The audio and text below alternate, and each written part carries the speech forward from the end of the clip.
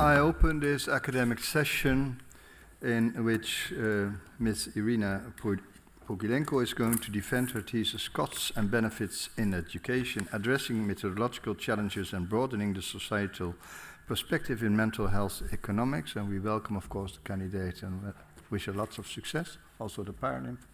I welcome also the supervisors, Professor Evers, Professor Paulus, and Dr. Drost, of course, the opponents, and our guests in this room and online.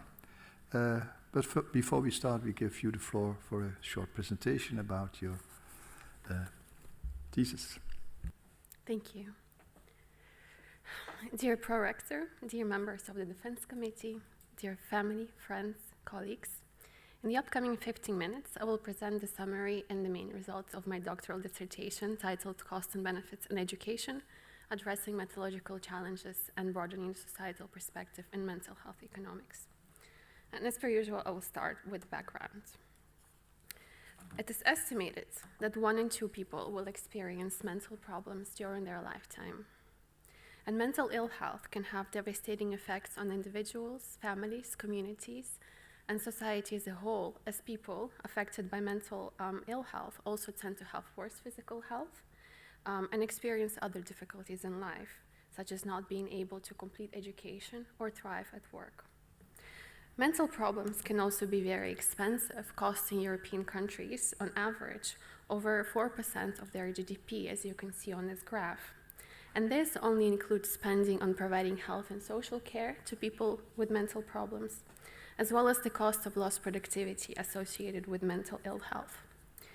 There are other, often less visible but not less important costs, which are not included here and which we don't often think about. A good example of this is the cost of mental ill health that falls on the education sector. There is big literature on the link between mental health and education.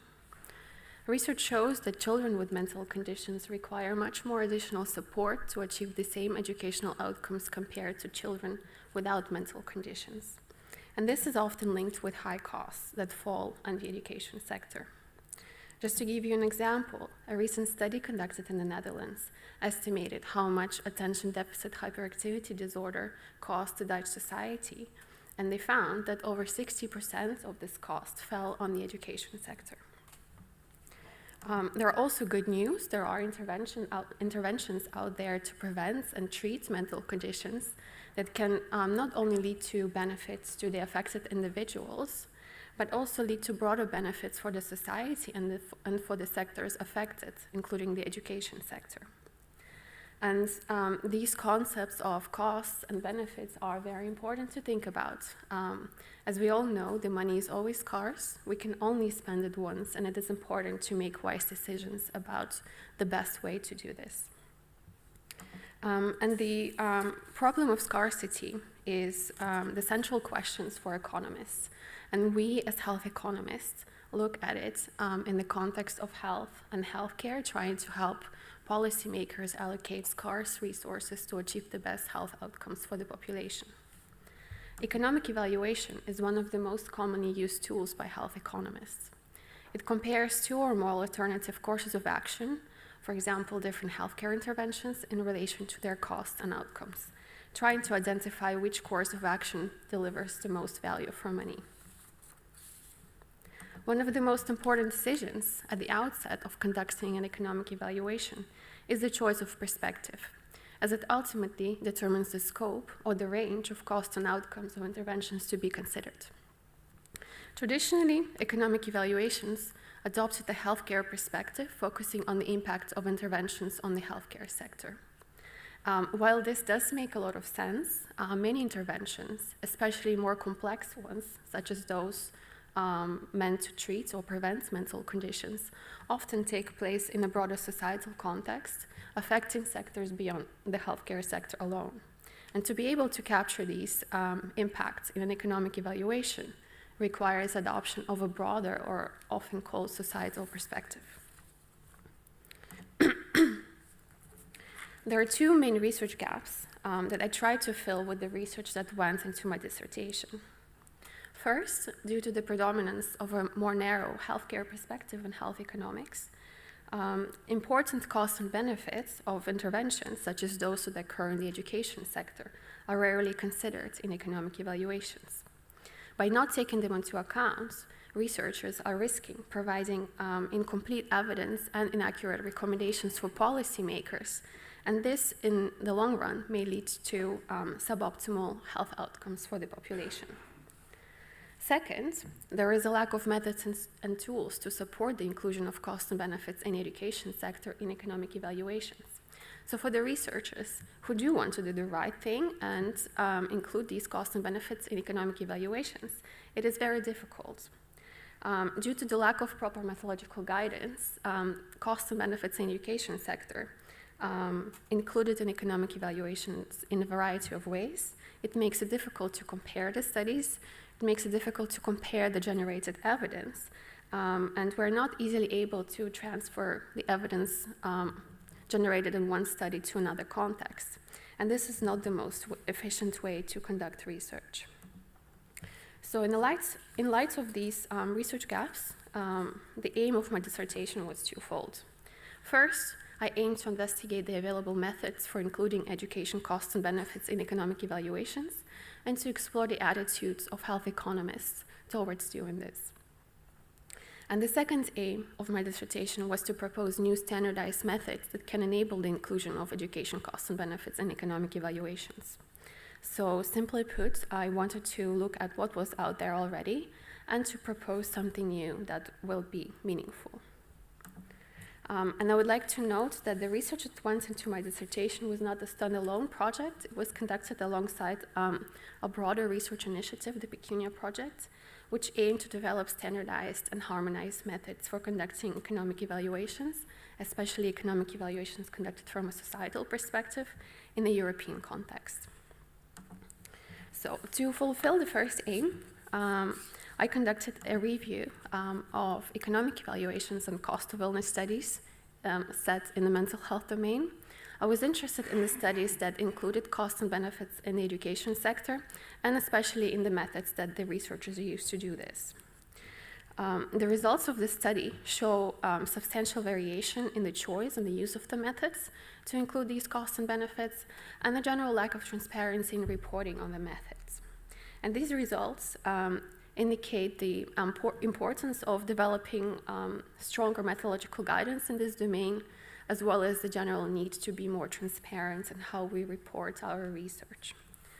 I was also interested in the relative proportion that education costs and benefits made up in relation to total costs of interventions or conditions. This number varied from 0 to 79 with the average of 19%. This is an important finding, indicating that considering these costs and benefits for inclusion, if those are expected to be relevant in the context of an intervention, is important. I also conducted a survey with health economists, asking them what they thought about including education costs and benefits in economic evaluations in the mental health domain. While most of them agreed that it was relevant, only a few of them ever did this, and they also indicated a number of barriers that prevented them from doing this. They mentioned the difficulty of obtaining information and quantifying these costs and benefits, both of which have to do with the lack of methodological guidance in this area. They also mentioned the relevance of these costs and benefits to the budget holder, which brings us back to the predominance of a more narrow healthcare perspective in health economics. And finally, they also indicated that it was difficult to define the boundaries of a broader societal perspective, which is a big conceptual question for us as researchers to explore. These results further confirm the importance of developing stronger methodological guidance in this area, as well as inform future research that can focus on overcoming the identified barriers. Now, having looked at what was out there, it was time for me to propose something new.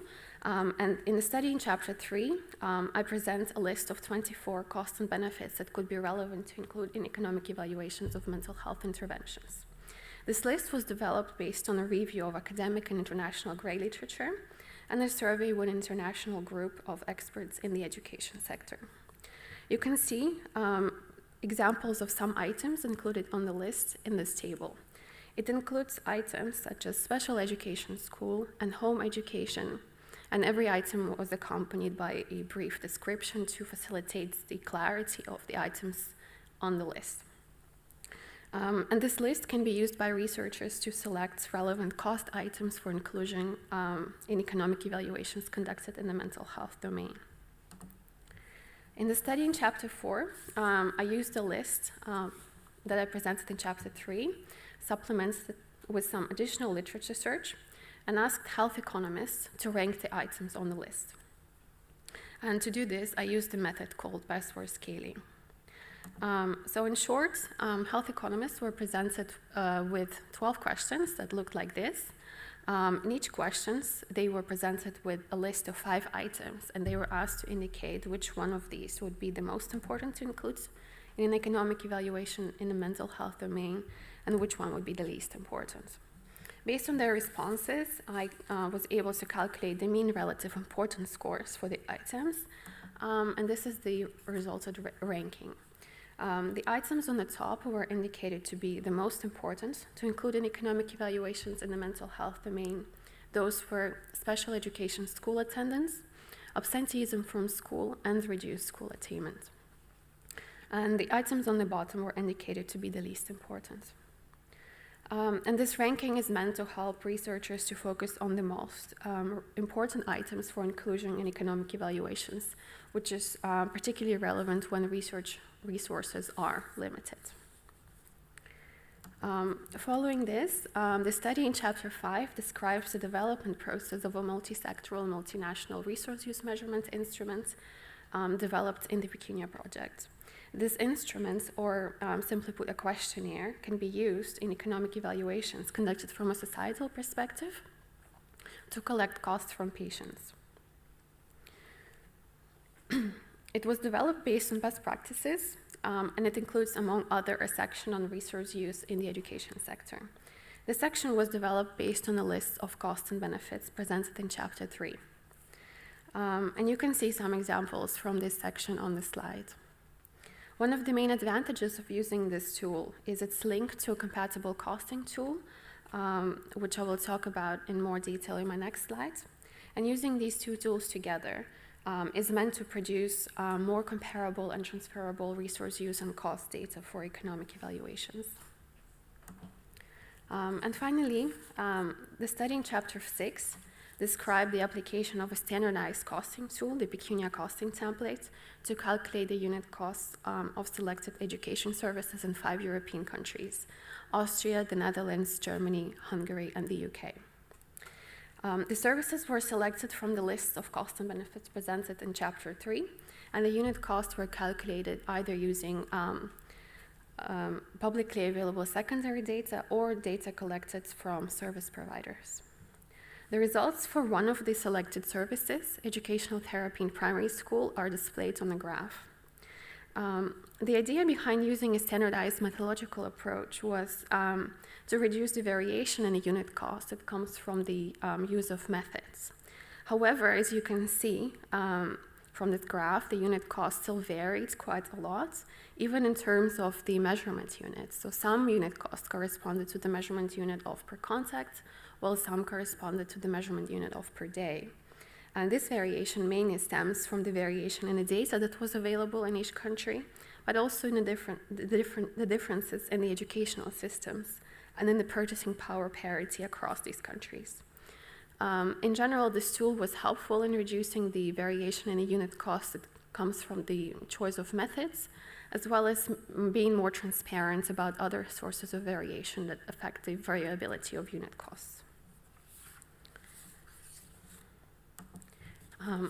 Now, this brings me to my final slides. The main contribution of my dissertation is in providing the evidence and the tools to support the inclusion of costs and benefits in the education sector in economic evaluations. More generally, this research is meant to facilitate the adoption of a broader societal perspective on health economics.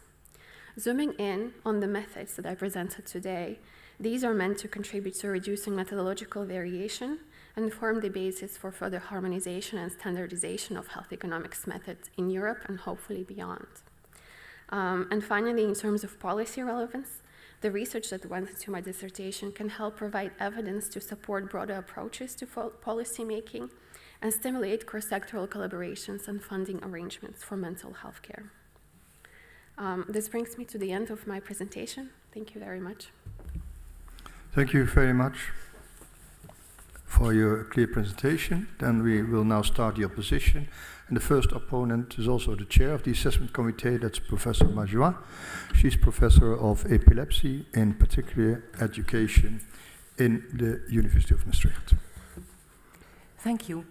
Dear candidates, I would like to congratulate you and your promotion team for this beautiful work and the thesis. It resulted in a very nice thesis. Your thesis deals with a very relevant topic that has not received much attention till now. You did not only give answers to the outstanding questions, but also did it in a very solid way. And yeah, I really liked to read your thesis, and then remembering that you did it in a very difficult period with the COVID pandemic, and that must not be easy. But now to the point, because we are here for the questions. I want to go with you to chapter 2, and then not specific to the systematic literature review in depth, but more out of the box. You motivate your focus by saying a transition in human life is always difficult. So you focus on the childhood and adolescence. Well, as you already state yourself, a transition in human life is always difficult, and this is a preeminent period in which psychosocial problems arise. So how would it be if you would focus on a different age group, for example, on the elderly? How would your results look then? Would it be different? Or what domains are missing, and what domains should be, what questions should be changed? In other words, how generalizable are your results?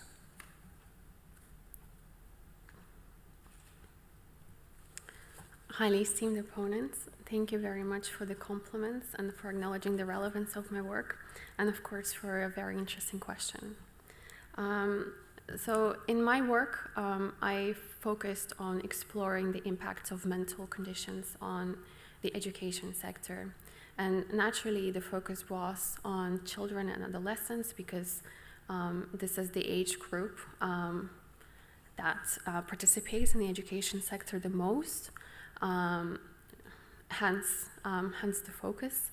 I'm not sure whether the results would be generalizable or even applicable to let's say, the adult population, especially if we talk about the elderly, because I suppose a very minor proportion of those people do participate in the education sector as students. I suppose one way that I could look at it would be focusing on young adults in higher education, And of course, the costs and benefits for this age group will likely be very different compared to children and adolescents for many reasons. For example, in most countries, children are required to go to school up to a certain age, and for those of them who are not able to follow education beyond the mandatory education, I suppose most of them do not continue studying, and also there is less support available in higher education for people with mental conditions. So you say it's not applicable for smaller groups, older people who have to make a career change and have to be re-educated, and then you say, well, it's not efficient to focus on that group. Is that what you mean by saying, well, we have to focus on this younger group? Well, I don't necessarily say it's not efficient. I suppose it is a good research question to explore and further research how these costs manifest for other age groups, but I do expect it will be quite different compared to children and adolescents. So that should be a very different research. I suppose so. And going back to your economic evaluation in education, those studies, should we include them always, or just in terms of efficiency, or do you say, well, only in these kind of medical intervention we should look at it? Are there, can you indicate when you do need those evaluations and when you can skip them? Very short question. Are you asking what, in which cases we should include costs and benefits in the education sector in economic evaluations? Yeah. When I'm very active in guideline development, and well, should I also look at those parts every time again, so that it's going to be a huge amount of work, or do you say, well, no, this is the group in which we really need it, and the other groups just skip them? I suppose, of course, for the population of children and adolescents, those would often be relevant. If we focus on the adults, I think these costs are often not included. I suppose at the start of the study, it's always good to sort of do an inventory and think about what are possible impacts and whether they are expected to be relevant and be affected by interventions. And this might not require that much work. For example, we could consult professionals or patients themselves if they expect or if they experience impacts in those sectors. And if not, then at least it's a motivated answer. Thank you. I want to give the word back to the pro-rector. Thank you for the answers. Thank you very much, Professor Marjois. Then we come to the second opponent, who's also a member of the assessment committee, and that's Professor Brouwer. He's a professor of health economics in the Erasmus University, that is in Rotterdam, the Netherlands. And I would like to thank you for coming all the way from Rotterdam. Thank you, Mr. Pro-Rector, and of course that is a pleasure, especially on a joyous occasion as this. So first of all, my congratulations on finishing your thesis, of course. I really enjoyed reading it. I think you make important steps in a very important field, of course also for the supervisory team. I think it's a very important topic that you're dealing with, the inclusion of cost and benefits in the educational sector, and how to include them actually in economic evaluations that often start in the healthcare sector. 3 chapters have been published, also commendable. So I also really like the cover. So The School of Athens by Raphael, which is really nice. Plato, of course, in the middle. Leonardo da Vinci seemingly stood model for him on this painting. But I think it's a very fitting choice, not only because of the link to the schools, but also because Plato, according to some sources at least, means broad. It seems to have been a nickname, well, and then broadening the scope, of course. So in many ways, this is a very fitting cover of your thesis, I think. And broadening the scope is difficult, but I think necessary. So my compliments on the work that you've done. But of course, I haven't traveled all this way to only give compliments. I also have some questions. And in that context, I would especially would like to look at chapter 4. So in chapter 2, you show that educational costs and benefits matter, an important first step. In chapter 3, you basically highlight the wealth of categories that can be identified, also very important, so both great. And then in chapter 4, now it becomes, of course, very personal because you ask a number of my colleagues to actually judge those things using a best-worst scaling method, perfect, really nicely done. But you ask them to indicate which educational costs and criminal costs would be considered most important. And my question about this is the following. So most of my colleagues, mostly also from the Netherlands, so I only dare to ask this question here, of course, indicate that these costs are relevant, but that they themselves did not include these costs in economic evaluation so far, and seemingly, therefore, they had quite little experience with using these types of costs, or even the magnitude of these types of costs in terms of economic evaluation. Which raises a question, of course, a bit of why their particular opinion would be very relevant in this context. The second thing is they agreed basically that these things are very context dependent. What could be very important for one particular disease area might not be that important for another one, and vice versa. So in that sense, a general ranking might actually be a bit misleading because it could point towards particular types of costs that might not always be very relevant. So my question, and again, I only dare ask it here, and of course it reflects also on me being part of this group of health economists. But shouldn't we just ignore the comments made in chapter 4 and the ranking made in chapter 4 and just go back to chapter 3 and actually encourage everyone starting with an economic evaluation to look at that very rich list and to think about which of the elements would be most relevant in their particular context? So if you could reflect on that, and whatever answer you give, I will not be offended. Highly esteemed opponents, thank you very much for your compliments and also for making your way here to Maastricht on a sunny day. And thank you for your question. And it is a very valid question. So first to reflect on why health economists were asked.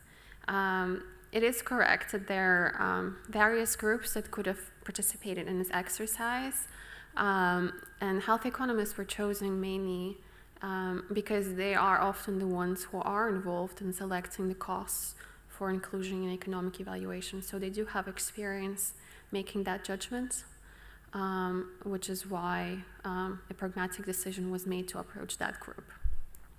But of course, we could have asked patients or people with experience of mental problems, would have asked clinicians, general public, and it would have been interesting to compare their responses as well to see what are the, let's say, the preferences across different groups. Are they consistent? Are they different? And going back to the question on whether a general ranking is informative, I suppose the main idea behind this exercise was really to explore this area. There is obviously very little research done when it comes to including costs and benefits in education sector and economic evaluations. And also cost items are, let's say, rarely prioritized using such methods. So this is more of a demonstration that it is possible to do it this way. Perhaps with a slightly different group, or making it a bit more context dependent, focusing on specific disorders. But these are questions for future research. I fully agree, and on that note, I give the word back to the pro-rector. Thanks. Thank you very much, Professor Bauer, for your opposition. Then we come to the third opponent, who's also a member of the assessment committee, and that's Professor Schils. She's Professor of Economics of Education in the University of Maastricht. And today she has also accepted the role of secretary of this committee, for which I'm very grateful. Thank you, Pro-Rector. Dear candidate, let me join my colleagues in saying that I read your dissertation with a lot of pleasure, and let me compliment you also with the rigor in your analyses. You're touching upon a very important subject, not only because of the mental health of young people, which is currently also widely discussed, but also especially the fact that we want to see what to include in evaluations and how to identify and measure this. As an economist, I'm of course welcoming this idea. And I'm collaborating a lot with schools, and within the schools they always look for basically instruments to see how are the costs identified. And on a national level or an aggregate level, we need to see where the costs come from. And your dissertation really helps us in identifying this and makes like important steps to a more broader framework. And so thank you for that. I think it's really useful. Having said that, your thesis really triggered my thoughts on this. And I want to challenge you to go beyond what you've been doing in your dissertation and think along for some future steps. And I'm looking forward to your views on two aspects. So the first aspect is that many of the costs that are basically occur in education, they apply to events like the special education needs, but also the extra attention that certain kids need. These activities are being done in education, but the problems don't arise in education. They arise in the other sectors of life and in the domains of life of the kids. So at home, for example, some of the problems arise because kids are in, and you also mentioned it in your dissertation, some disadvantaged neighborhoods or families. In your presentation, which was very clear, you also showed all these domains, right? And so many of the aspects that cause the costs in education, they arise outside education, and we measure them in education.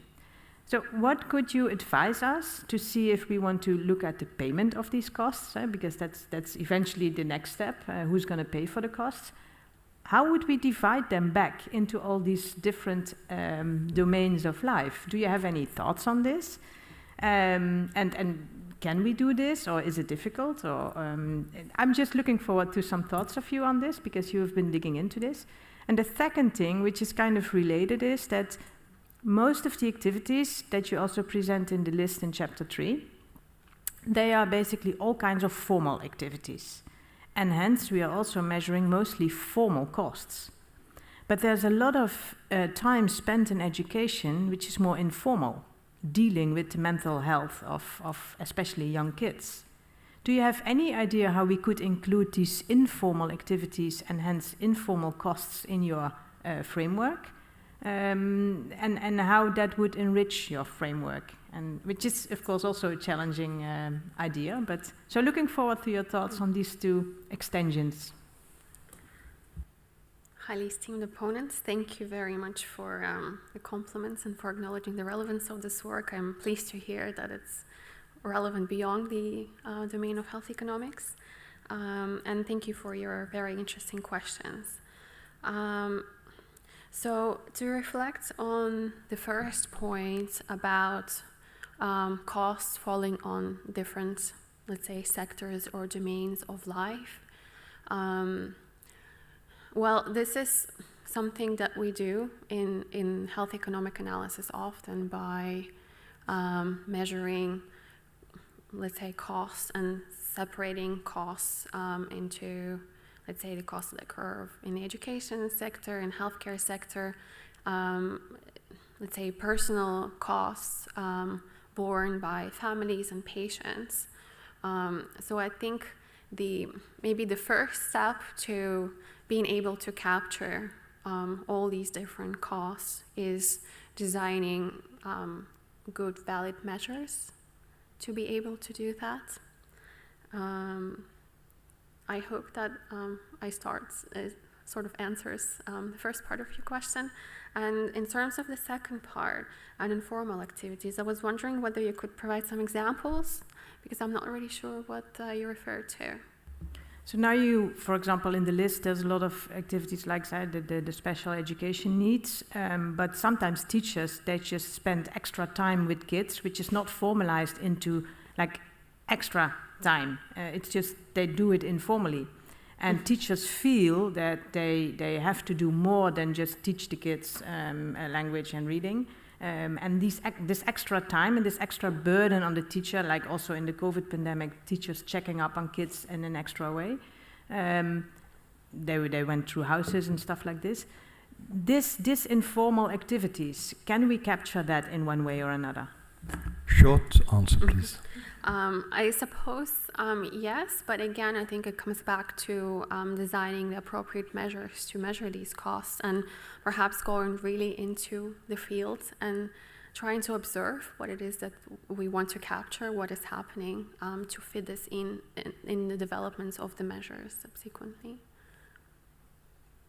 Thank you, and give the word back to the prorector. Thank you, Professor Schils.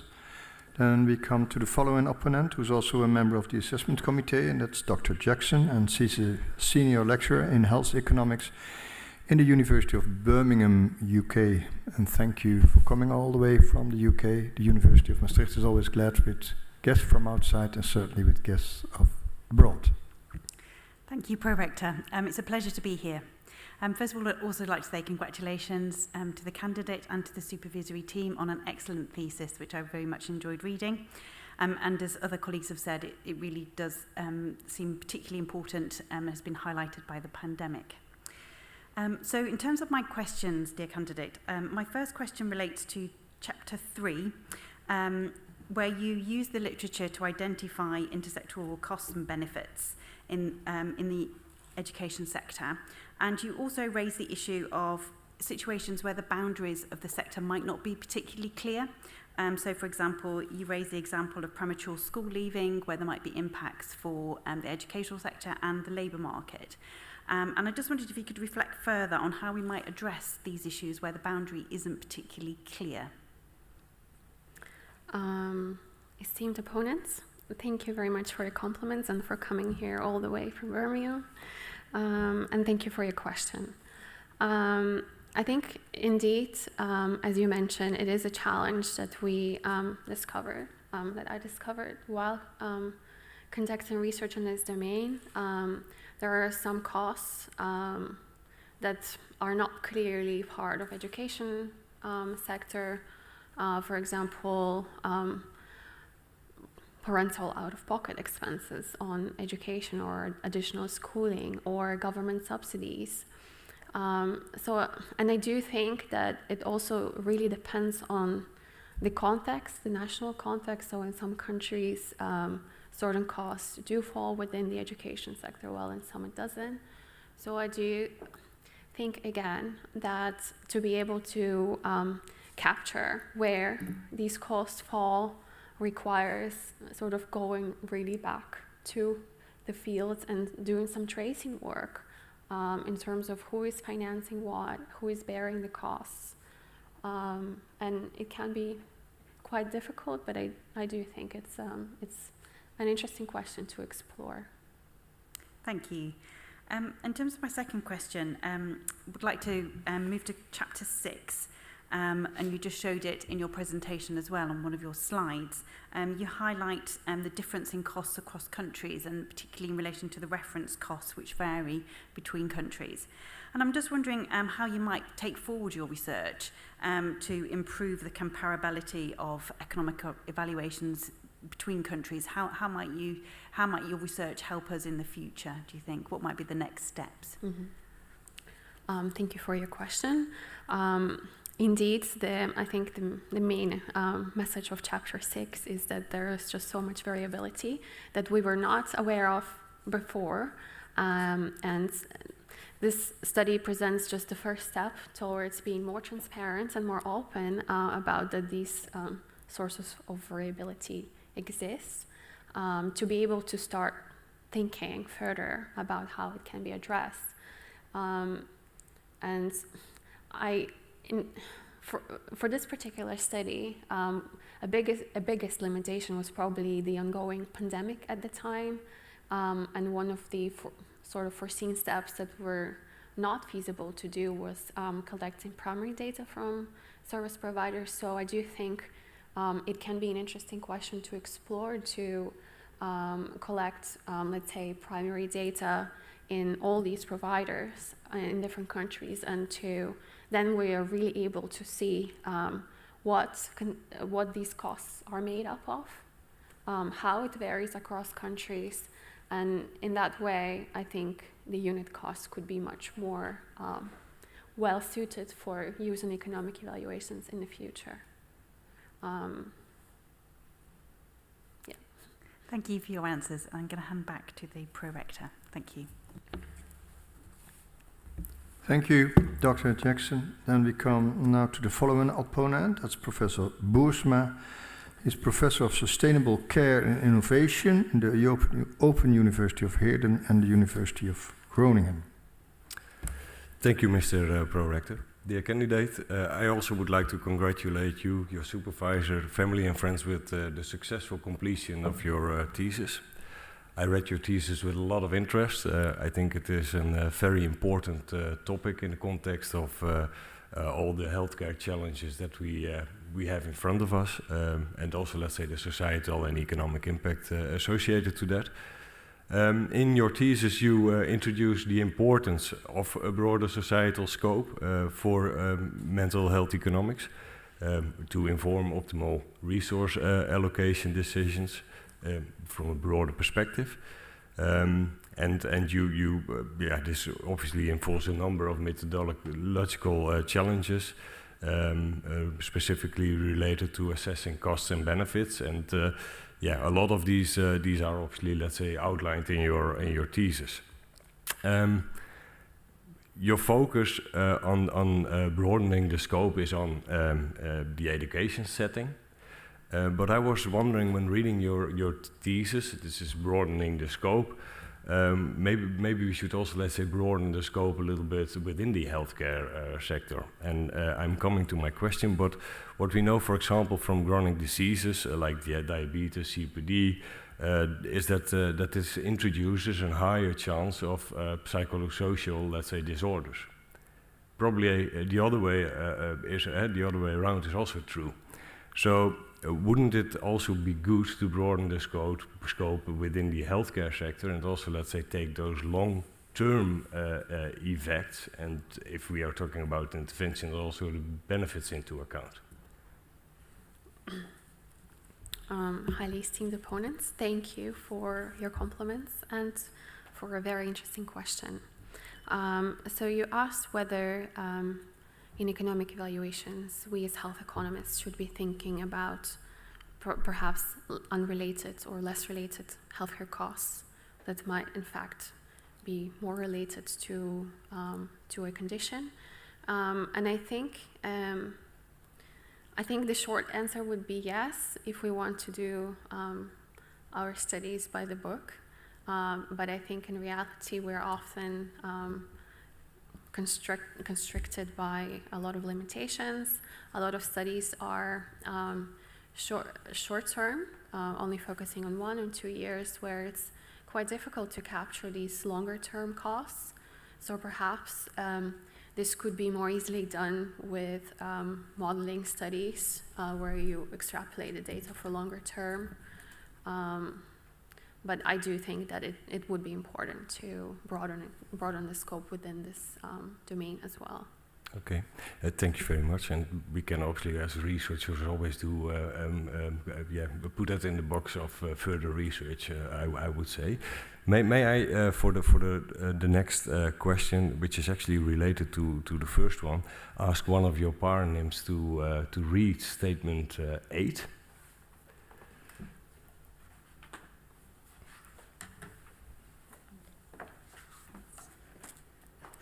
The mental health of our children must be seen as every bit as important as their physical health. For too long, we have been embarrassed to admit when our children need emotional or psychiatric help, worried that stigma associated with these problems will be detrimental to their futures. Thank you very much. So I think what we all know is, and that is also what you describe in your thesis, the social pressure on performers in children and adolescents also, let's say, causes psychosocial problems in a way. So this is, I think, an increasing challenge. We have seen it in the pandemic situation, but I think it was already before the case in a way. That there is obviously we ask a lot of our children. Let me put it that way, and we are now talking about, let's say, the impact of a problem, in a way that we look at, let's say, the impacts for education, cost, broader impact. But shouldn't we, let's say, turn it a bit around, that we are going to look at it as something where we need to invest in order to avoid it becoming a problem? And if you were the researcher to continue and having a look at, let's say, how we could probably do this and look at, let's say, ways to prevent children to be confronted with mental disorders. How would you approach this, and how would you, let's say, also look at the investment, which is obviously now, and the benefits later? It is a very interesting and also quite difficult question, I suppose. And as obviously research shows that preventive interventions do deliver a lot of value, but it's quite delayed. So perhaps for, let's say, more short-term policy goals, it's less attractive to invest. And I think if we focus on, let's say, the impact on the education, we are talking about children, and let's say, generally, the public does value children's health more than if we talk about elderly. So I think this kind of helps to make the case for investment. And I suppose the programs that do, let's say, deliver the most value are supportive parenting programs that could also help parents support their children at home, which in turn can also lead to, let's say, better educational attainment and better outcomes in later life. Thank you very much. So investment in education could also, let's say, be a way to prevent, actually, let's say, mental disorders. I suppose so, because there is a lot of evidence on the link between health and outcomes in later life, and research shows that better educated people are generally more healthy. They're more aware of how to lead a healthy life, so it definitely is a good case for investment. Thank you. And with that, I would like to give the word back to the Pro-Rector. Thank you, Professor Boersma, for your position, and of course also for coming all the way to Maastricht. We come to the following opponent, that's Professor Aude Egbrink. She's Professor of Implementation of Educational Innovations in the University of Maastricht. Thank you very much. Dear candidate, first of all, I also would like to congratulate you and your supervising team with this timely, relevant, and also clearly written thesis. And I've learned a lot by reading it about this kind of research, so thank you for that as well. I would like to talk to you about chapter 2 first. So there you focused on the proportion of education costs in the total cost associated with mental health issues in children and adolescents. And your finding is that about 19%, that's a mean, of these costs are associated with education costs. By the way, looking at your figure 4 on page 34 in your thesis, I would have chosen the median instead of the mean because of the skewed distribution of the data, but that's just a remark. I wondered, among all the kinds of costs that you mention, there seems to be one missing, and that is the cost of the education of professionals that play a role in the interventions or the treatment of the children. So you mentioned that you leave that out, but can you explain to me why you did that?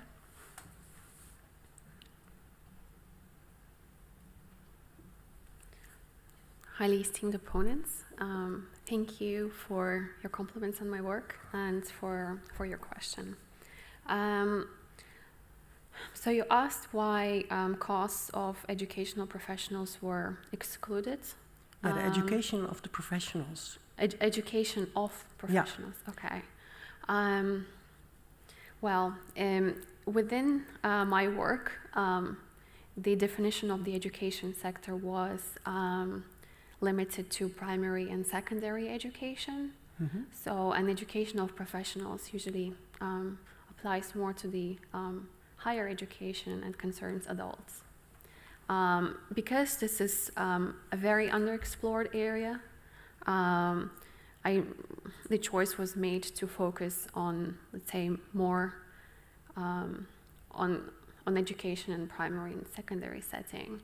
But of course, higher education costs can also be very relevant to consider, and it would be an interesting research question for the future. So you decided to split it up, to focus on the... Yes, and maybe to elaborate on this, as I mentioned before, because primary and secondary education are often mandatory, there is more support for the children and adolescents who have mental conditions, while in higher education, there is, for instance, no special education for adults, which is why the focus was on primary and secondary education. Yeah, this brings me to my second question, which is on higher education, actually. Now, after 2 years of Corona, we know that a lot of students are suffering mental health issues, so depression or anxiety disorders. And of course, that's a huge problem because we notice the consequences in education. And the Dutch government has decided to grant money to the higher education institutes to deal with that. So to deal with the consequences of the Corona pandemic for the students. And for example, to our Faculty of Health, Medicine and Life Sciences, we were granted almost 2 million euros that we have to spend in a short period of time, a few years, to help the students to come over these issues. And part of the money has to be spent to organize clinical internships because they were stopped during the pandemic, or remedial teaching, but part of the money has to be spent to help the students in their well-being and coming over their mental issues. So we organize all kinds of social activities and expand student advising. So it's a lot of money that has to be spent within a short time. We had to decide how to spend it in 1 week. Would you consider this a wise decision of the government? Would you have done it this way? And is it possible for us to afterwards to indicate whether we have spent the money wisely? So whether we have spent the money in a cost-efficient way and help the students to overcome their mental issues?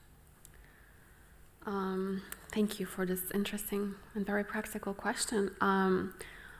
While I do think that such an investment is very important, and I think it is important to support students within the higher education, as well as students in primary and secondary schools, while perhaps the time limits of 1 week, that's quite challenging, because not always under pressure you can make the best decisions. And I do think it is important also to track whether this investment was worth it, and perhaps to set up some monitoring or some evaluation to compare the impact, to compare perhaps the mental health of students or well-being over time, over years, to see whether there are any positive changes. And how would you do that? What would you measure then? Well, there are various measures for measuring well-being. Well,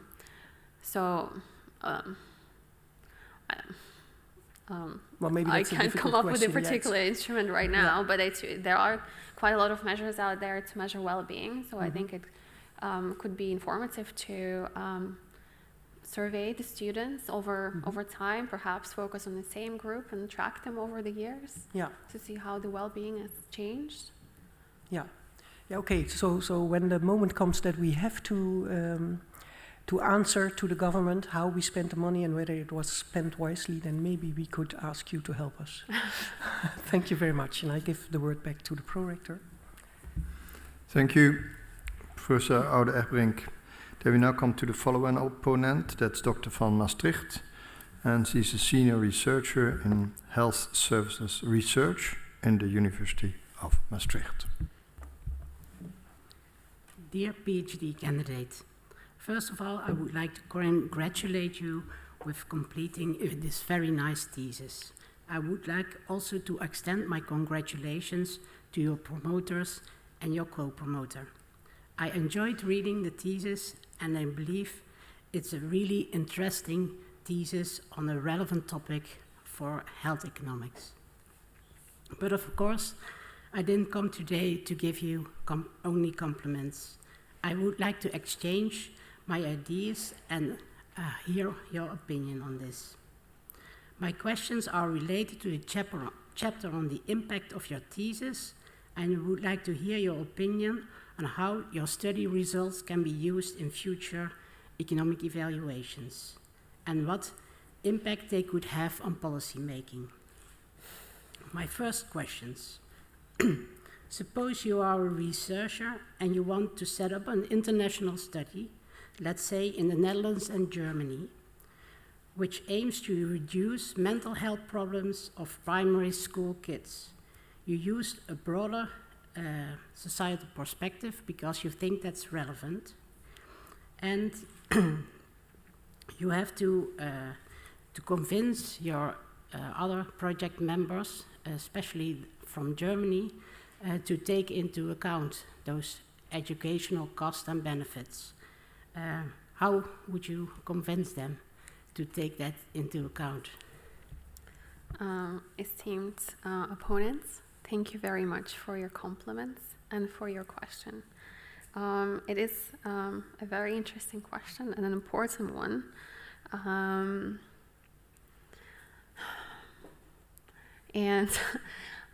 Well, I think it can be very tricky to convince partners who are used to conducting research in a different way and are more used to a more limited perspectives. I suppose perhaps by demonstrating the evidence that these costs and benefits could be substantial for the context of the intervention could help sort of just to change their minds, and as well think perhaps about the funder of the intervention and engage them in a dialogue as well to see whether they would be interested in seeing this data and whether they would think it would be useful. And of course, whether there are resources out there to be able to collect this data for the study. Yeah, but then as a German researcher, I would say, well, we're not going to use all those data you gather for your international study. So you can use them in the Netherlands because that's relevant for the Dutch context, but in Germany we're not going to use them. What would you say to him then as well?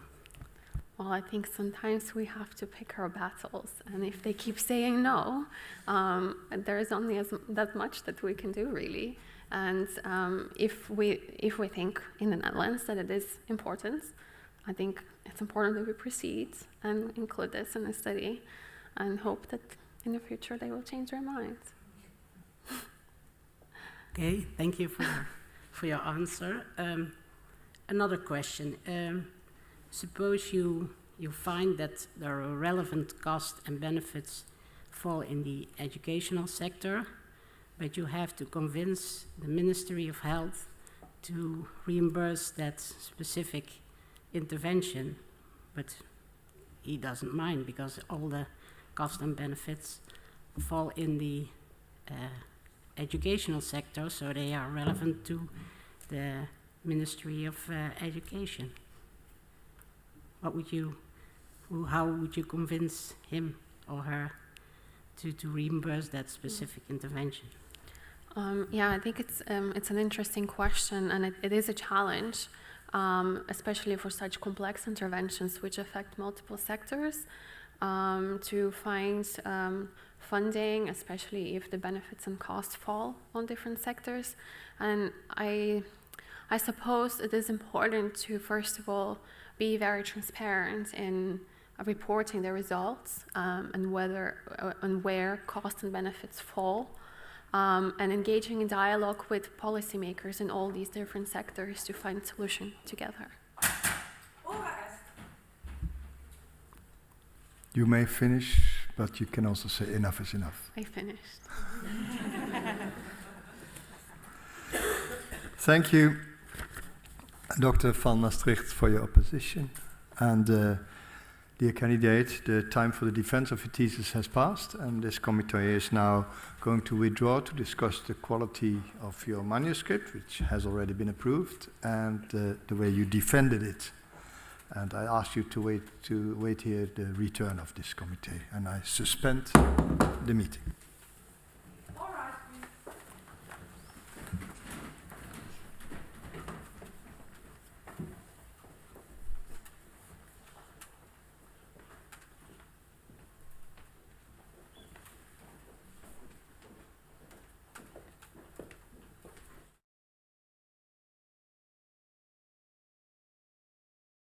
The PhD defense has now ended. The degree committee will debate the candidate's performance behind closed doors. This process usually takes about 10 minutes. In the meantime, let's take a closer look at Maastricht University's renowned teaching method, problem-based learning. Once the pro-rector reconvenes the session, we'll tune in and continue the live stream.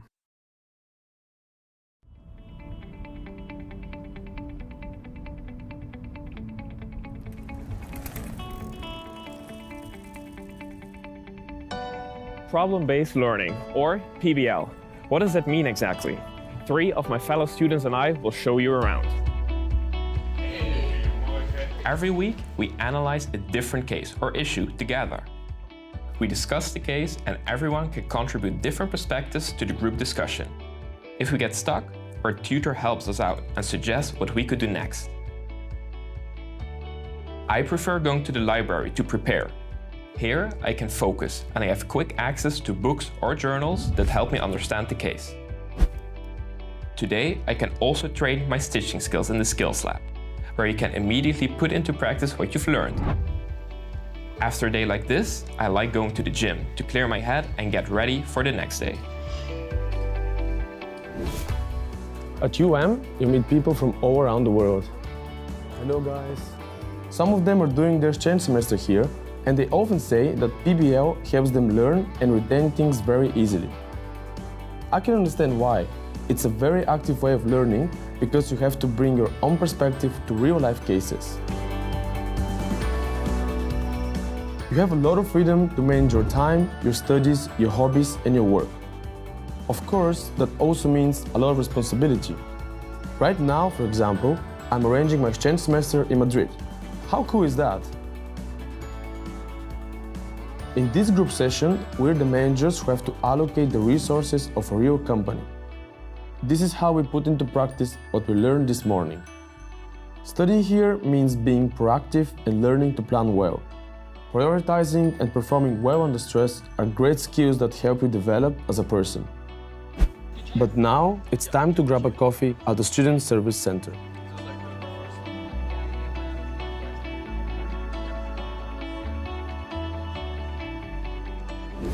Right now, we're at the Brightlands Camelot campus. Here we can apply knowledge from lectures and tutorials in a practical setting. This helps us understand what we have learned and further develop our lab skills. Today, we're determining the amounts of cholesterol in various products. What I really like is the project periods at the end of each semester, where we complete a full research project that includes planning, collecting data, analyzing, and presenting the findings. That way we learn how research works and we're able to see what it's like to be a real scientist. After practicals, I have to write a lab report that also helps me process everything I have learned today. has a lot of learning spaces where you can work on your own or with other students. This evening, I'm meeting my friends for a movie night organised by the MSP Study Association.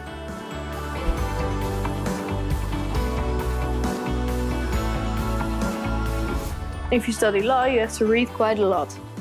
Not all information is relevant, so you learn how to easily find the information you need to solve your case. In the afternoon, I have to give a presentation, so I like to practice it with a fellow student. Later today, a lawyer is giving a lecture. This will help us better understand the case we're working on. Speaking in front of a group is quite exciting the first time round, but you get used to it quickly. And having to present helps you also to adopt knowledge better.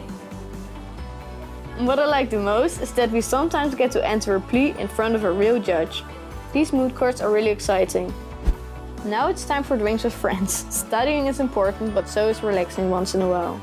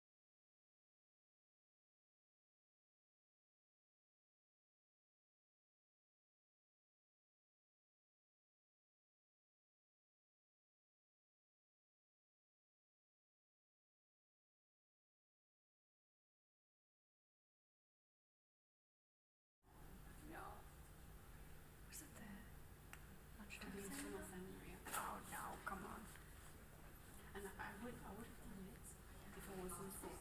Yeah. You know, I was just feeling awful. I would not have done it. I would have said like, oh my God, no, it's like a day. And everyone was like, no, but it's the day before you shouldn't do it. I'm like, I'm going to do it. Fine. And then the day before, I was like, oh, I'm not going to do it. So, did you do it or you didn't? No. Okay. No.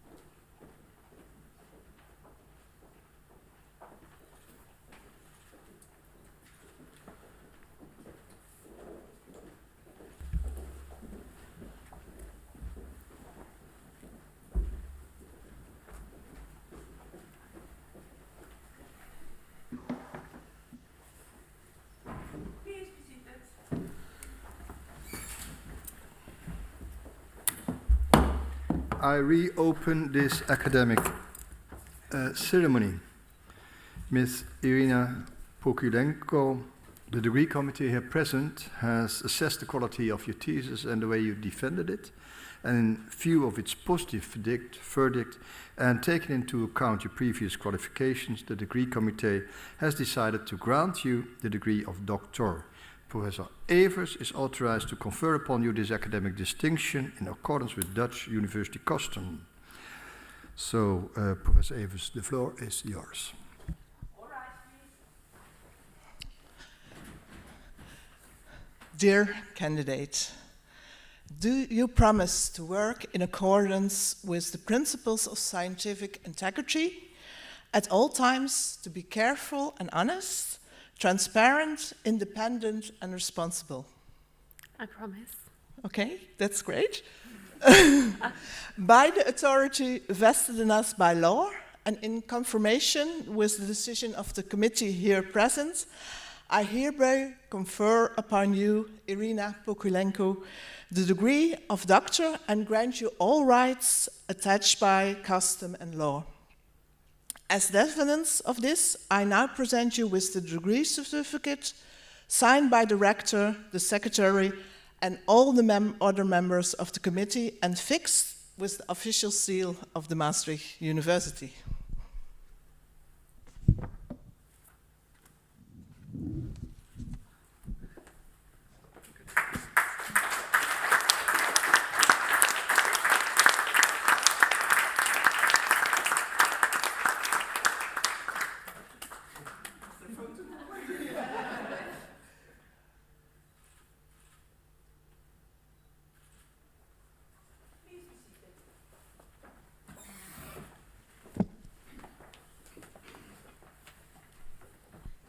Dear Irina, and now I can say esteemed Dr. Pokhilenko,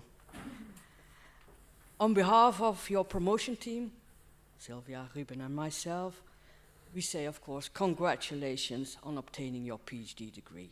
During this laudatio, I will do the first half, Ruben will take over and do the second half, and of course, we also would like to congratulate your family, your friends, and other loved ones who must be very proud of what you achieved today.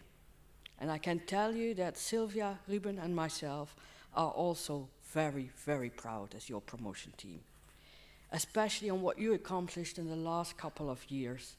We saw your personal growth, we saw your growth as a professional, and we really saw your ability to act more and more as an independent researcher. So this alone already shows that you are a very talented person, Irina. You have lived, studied, worked in various countries, you speak numerous languages, you are highly engaged with societal and sustainable development, and it is clear that you have many, many multicultural and other competencies. You followed a bachelor study in Finland. It was a bachelor on health sciences and nursing at the University of Applied Sciences, and then luckily you came to Maastricht, where you studied HPIM, the Master on Healthcare Policy, Innovation and Management, and you graduated cum laude. So we're very glad that you made that choice, Irina. And today, this is a very special day to you, as you now formally finish your stay here and your time here at Maastricht University with a very impressive dissertation, which teaches us a lot. You added different methodological challenges in health economics, and you broadened our perspective on mental health economics, and we also got to learn more and more about the cost and benefits in education.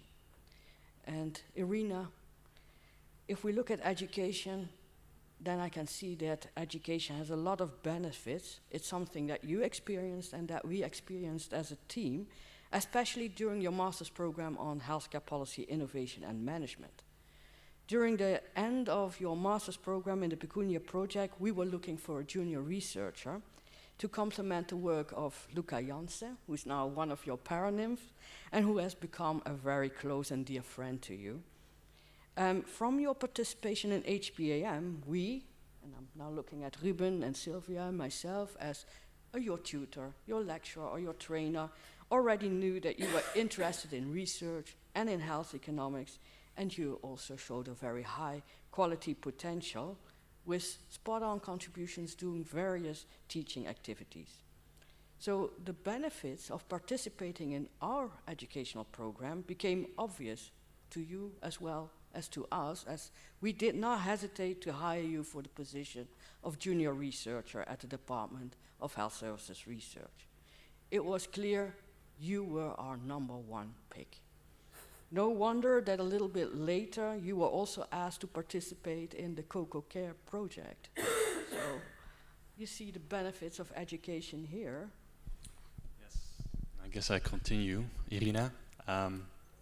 Well, not only were you our #1 pick because we felt that you were up to the challenge, content-wise, but also in terms of representation and project management.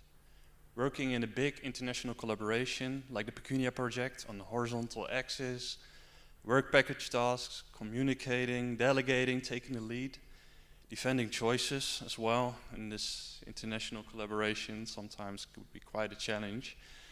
We know that, but throughout these years, you managed to execute these tasks perfectly. That research on education as part of the European project also comes with costs, becomes obvious also in travel costs. To present your work, preach the societal perspective, and meet other Pecunia members, you and Luca Janse traveled through Europe, Germany, Switzerland, Italy. And last year, you and Luca also traveled to the Loyola University in Andalusia by car in the midst of the COVID pandemic. But you managed to get there. You had to also check which provinces in France you could travel through without getting into trouble, but you managed to arrive. And this also showed that also in times of COVID restrictions, you think in terms of opportunities. The glass is half full. What can you do instead of what is not possible? So also now in these times of crisis in Eastern Europe, you managed to continue with finalizing your thesis and continue with your work as a research fellow in health economics, also in the University of Birmingham, which underlines your mindset to jump on opportunities and execute tasks whenever required. And this shows determination and willpower. And for this, you deserve a lot of respect. Irina, I'm going to end with the following. During our last trip in Venice, for the first time, you showed me the cover of your thesis. And you asked, what do you think?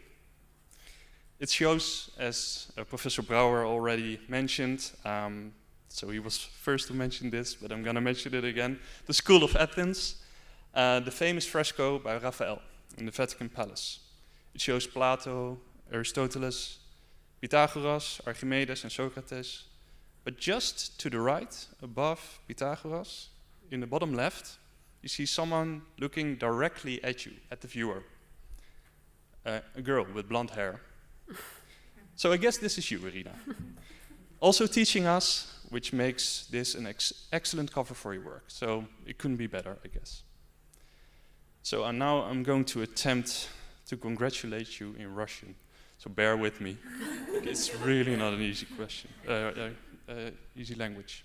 Irina, я ще раз поздравляю и наслаждаюсь сегодняшним днем. I do hope that I pronounced it a little bit correctly, but again, Irina, congratulations again, and I do hope that you have a wonderful day. Thank you.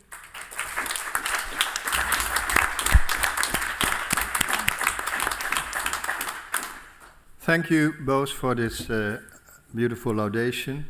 Dear Dr. Pokhilenko, also on behalf of the Board of Deans and myself, I congratulate you with the honor you have acquired. I saw a great defense. And I extend my congratulations, of course, to your parents who have supported you, Professor Evers, Professor Paulus, and Dr. Drost, your supervisors, and of course family and friends, and I hope you can have the opportunity to celebrate it, this important moment in your scientific career.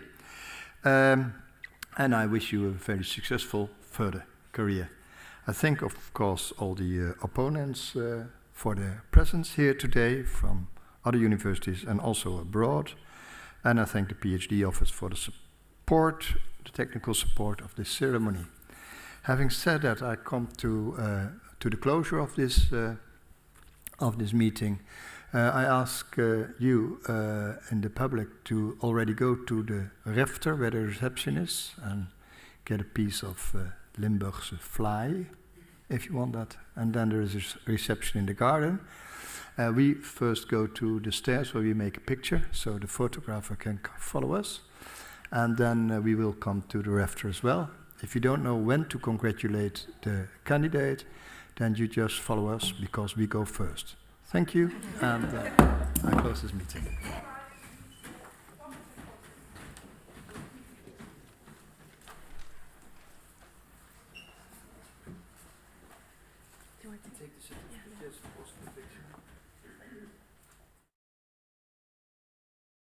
Maastricht University would like to extend warm congratulations to the PhD candidate and their supervisors on a successful PhD defense. Thank you for joining us. Thank you for watching.